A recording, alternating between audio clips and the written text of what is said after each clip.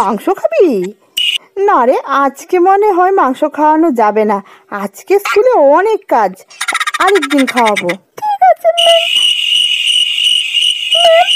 আপনি না বলেছিলেন আরেকদিন মিড ডে মিলে মাংস খাওয়াবেন? ও তাই তো, মাংস খাবি?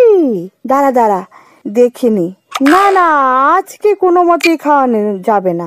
আজকে তো পিটিএম আছে রে, মানে প্যারেন্ট টিচার্স মিটিং আছে।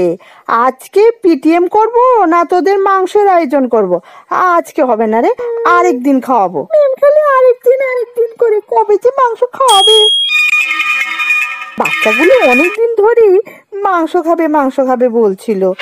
না, একটা কাজ করি, আজকে, হ্যাঁ আজকে দিনটা ফ্রি আছি, আজকে বরং মিড ডে মিলে ওদের মাংসের আয়োজন করি। বাচ্চাগুলো খেয়ে না ভীষণ খুশি হবে।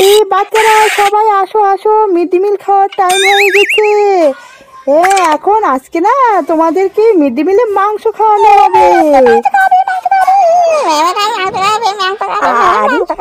আজকে ওই বাচ্চাগুলো আসেনি? ও মা, এগুলো তো আজকে বাদ পড়ে গেল।